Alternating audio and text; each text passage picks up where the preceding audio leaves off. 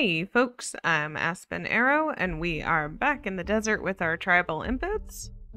Having made quite a bit of progress over the last few episodes, getting power, you can see our Devil Strand is getting grown, and the base starting to look a little better.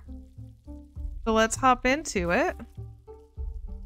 As in the morning, we have a request from Dennis, the Grand Victor of Manad, wanting to talk to us, specifically to our leader Forath. And this could improve our relations with the Rough Pig Union, which would be nice. They're one of the harder raids that you can ally. You obviously can't ally the pirates. So I think we will send Forath to do that, but first a few things around the base.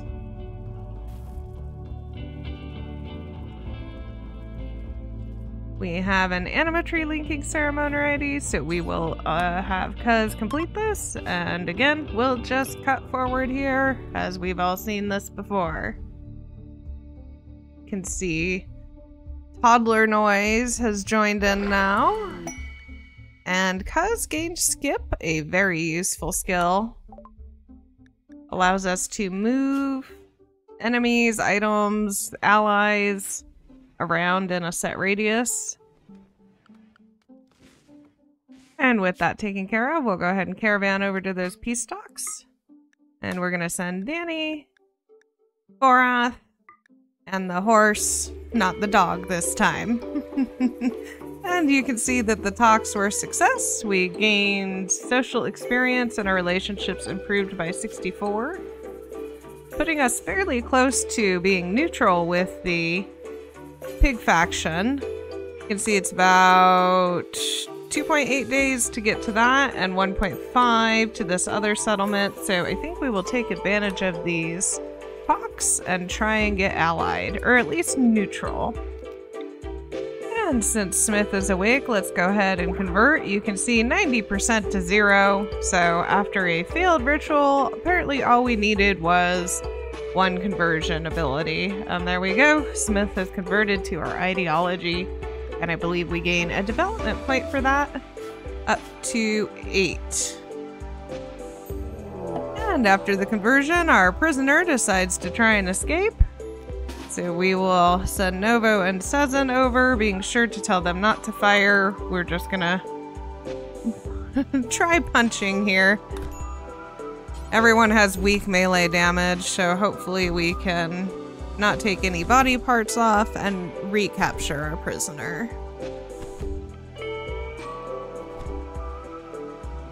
And down she goes as you hear the Impid fire spew try to go off right there at that last minute. Fortunately, it didn't, as there's a lot of steel flooring that would have caught on fire. So we'll send Mila to take care of the prisoner. Doesn't look like she lost anything. And as we continue on, we have a raid from the Itakeen.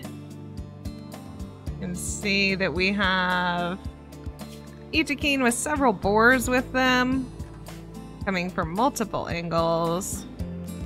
So we're gonna get everybody ready. Pull the animals inside, pull the kiddo inside. Unfortunately, being this close to the edge and meditating at the anima tree maybe wasn't that great of an idea, but so far we've avoided anything too bad.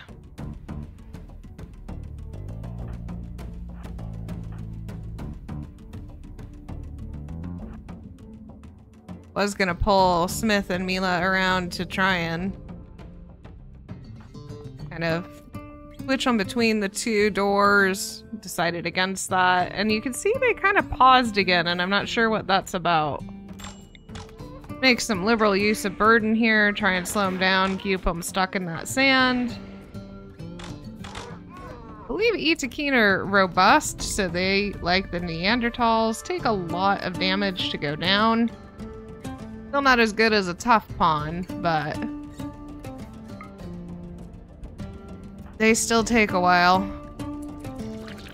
Get a fire breath off, taking another one down. Doesn't takes a little cut.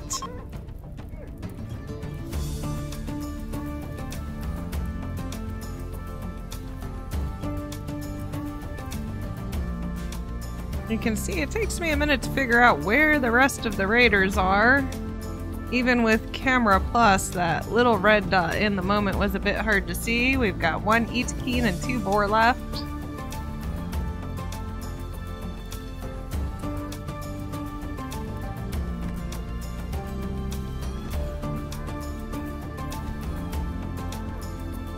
You can see they're beating on our walls. Walls are granite, but they won't last forever. Go ahead and have Mila tend to Sezen since she has a bleed.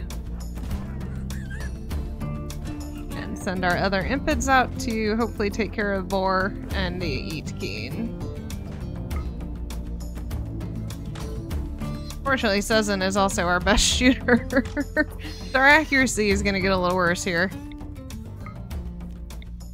Go ahead and use that burden ability again and pull back. Fortunately, no hitch as we don't quite pull back in time. We also just can't seem to hit anything. Hitting quite a few times. Music decides to end and we get some lovely wookie noises as the Eatkeen is taken down. Nothing too exciting with the downed pawns, so we are not going to grab anyone today. Send everybody home. You can see Sezen resting after the fight, and we will send a caravan of Cuz, who will not forage, but that's okay. We have enough food, so we'll send Cuz with a dromedary and the horse and some gifts for our new pig friends.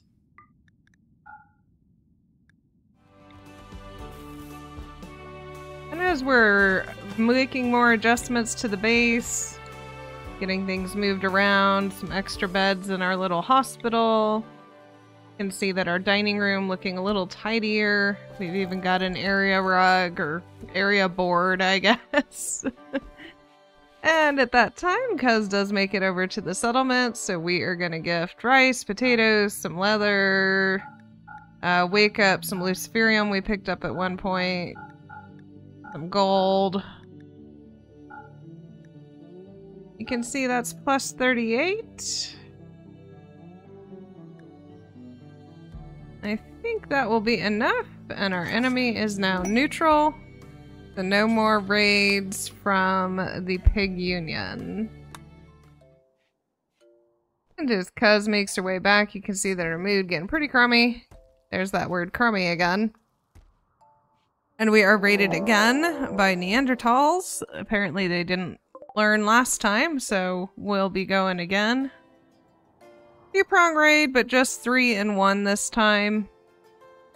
Glad it was on the bottom and the right side of the map. As you can see, everyone was out meditating, and if it had been on the other side of the map, they would have been immediately on top of us. I know I could wall it, but I'm trying not to. We're gonna go ahead and tell Cuz to stop outside the settlement so she doesn't walk in the middle of the fight.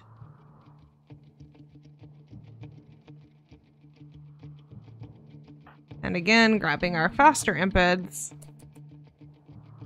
and leaving the peg leg trio to hang out inside the base as backup or to open doors and act as diversions. Would love it if Danny was tough so she could tank a little, but she unfortunately is not. You can see the attacker coming from the south is moving in faster than the others, so we are going to take care of the solo pawn first. In bright green burkas. Makes them very easy to see. You can see the other group beating on the wall. And Neanderthals, also robust, very much taking damage. Just so many shots to get them to go down. But we're successful, and as we continue fighting, Randy decides we needed an eclipse. Toss down a pinhole to hopefully mitigate some darkness mood debuff, but of course we have to move, so ultimately a useless gesture. Making liberal use of the burden ability just to slow folks down so we can move back. You can see that while we're fighting, Kaz's caravan has arrived just outside of our home. One down.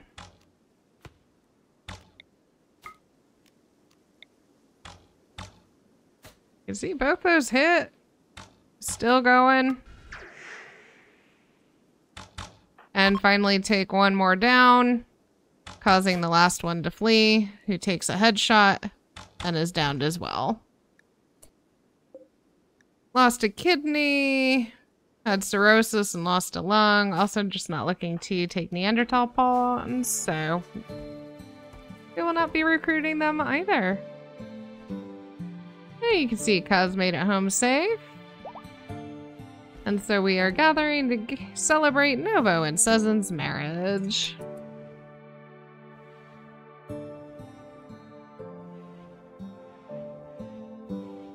Gathering in the little temple will be our second couple. They've been a couple for a while, I suppose, but our second married couple. Give everyone a nice mood boost. Maybe let us do a few extra things. I'm thinking the orbital space drone hacks. Maybe some extra rating, because everyone will get a nice mood boost. You can see while it's going, Haz is trying to flirt with Mila. Haz being married to Forath and all. I'm sure she really enjoyed that, as you can see her over in the corner far away from him. Hopefully it's not a sign of things to come.